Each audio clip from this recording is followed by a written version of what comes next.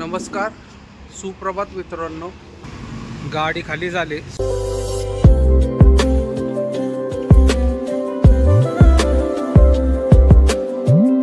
नमस्कार, सुप्रभात मित्रांनो. आजच्या नवीन ब्लॉगमध्ये तुम्हा सर्वांचं स्वागत. सकाळचे 9:30 वाजलेत. आलो नाश्ता करायला म्हणजे फ्रेश वगैरे व्हायला, तोंड हातपाय धुवायला तिथं हॉटेलमध्येच यायला लागतं. इथं म्हैसूरच्या गोडांचा एक प्रॉब्लेम आहे. इथं बाथरूम वगैरे आहे सगळं, पण ड्रायव्हर लोकांना ते यूज नाही करून देत. ते म्हणतात आमचा प्रॉब्लेम नाही, ते तुम्ही कुठेही जावा वगैरे.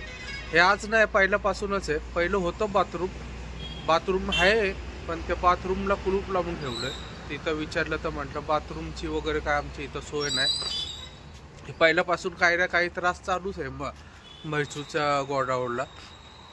बाकी कुठंच एशियन पेंटच्या कुठल्याच गोडाऊनला असा त्रास नाही, पण इथं म्हैसूरला आहे. आणि दुसरी गोष्ट म्हणजे टप वगैरे पण सोडायला लावायचे. आता पप्पू मागच्या वेळेस आणला होता, तेव्हा त्यांनी सांगितलं की नाही सोडायला लावत, नाही तर ताडपत्री वगैरे सगळे काढायला लावतात. म्हणतात आम्हाला बॉक्सवरचे नावं कळत नाही, त्याच्यामुळं सोडायला लावतात. असा इथं प्रॉब्लेम आहे.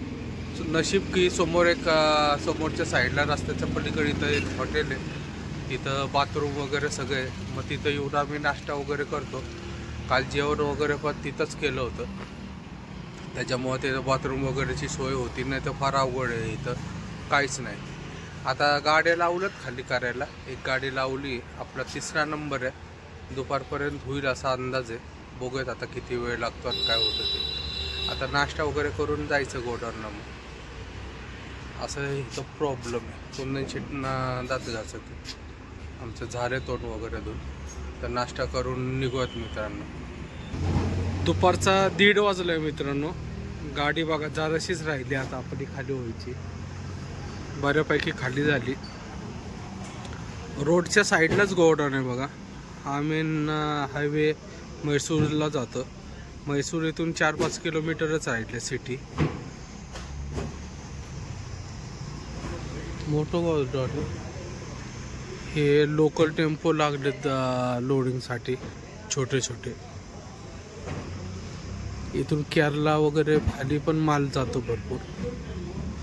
म्हैसूरला पण एक प्लॅन्ट आहे एशियन पेंटचा, इथून पण कलर भरपूर जागी जातो.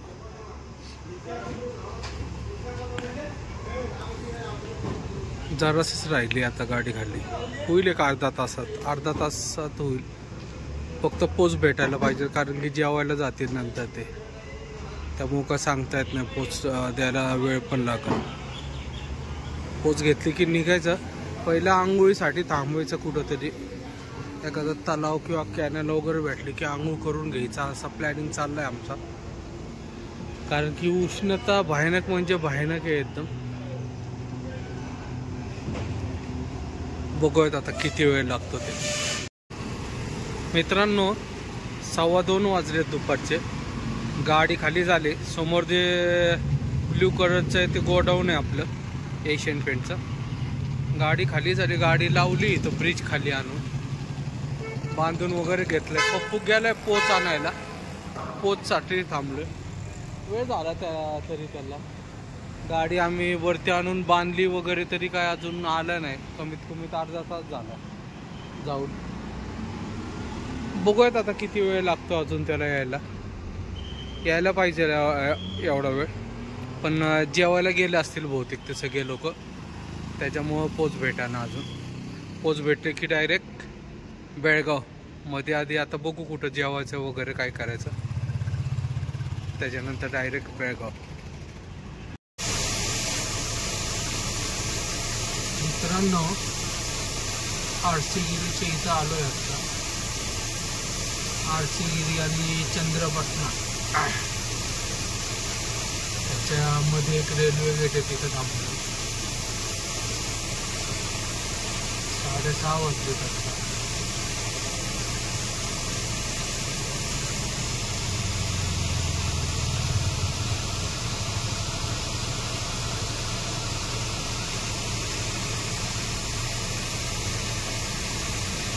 बेळगावला पोचायला अंदाजे सकाळच होईल.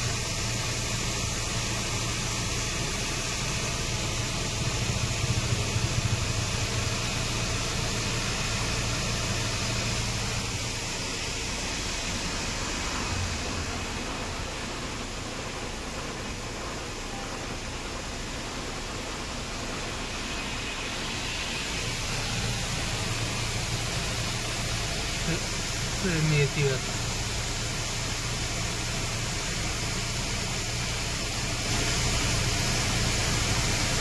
केअरपेटला पण थांबलो होतो. अण्णा भेटला तिथं. कोल्ड ड्रिंक पिलो जरा आम्ही.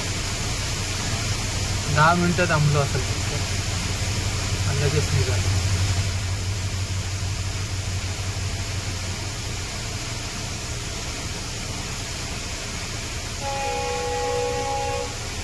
ट्रेन आधी बघा.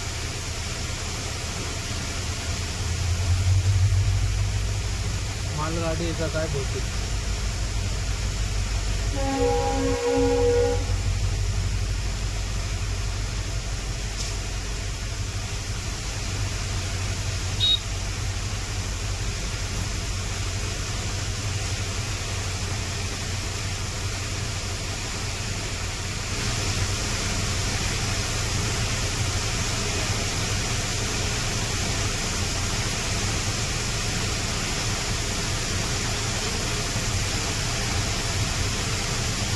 थोडा वेळ थांबली तर बघा गरमी चालू झाली.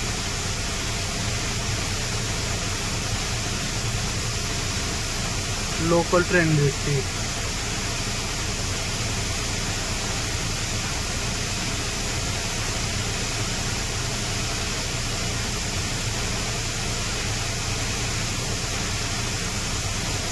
निघूयात आता मित्रांनो. रेल्वे क्रॉसिंगवर थांबलो होतो. सफरचंद आणि कुंदन शेठचा आवडतो फळ आहे. हे काय सफरचंद? फणस. हे काय? कलिंगड. काय झालं? कलिंगड आणि फणस. आवडीचा फणस चांगला स्वतःच फळ विचारलं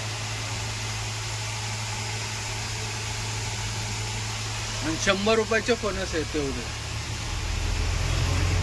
फार महाग येते.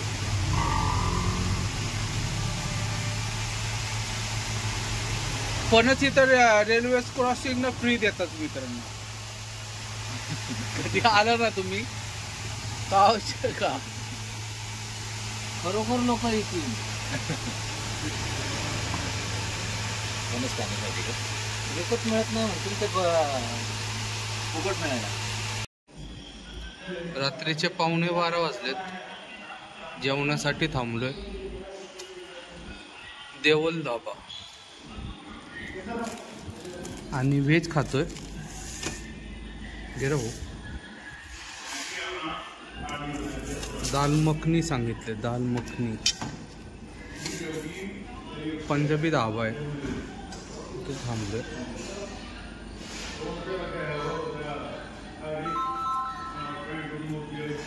झोपलो होतो मी. आत्ताच उठलो जस्ट. आता डायरेक्ट बेळगाव तुमच्या इथं.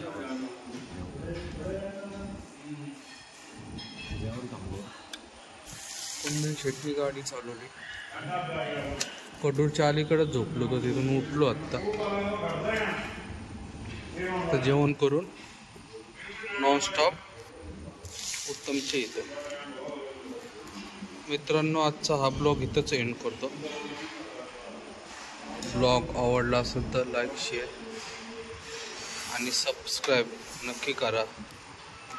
शुभरात्री. जय महाराष्ट्र.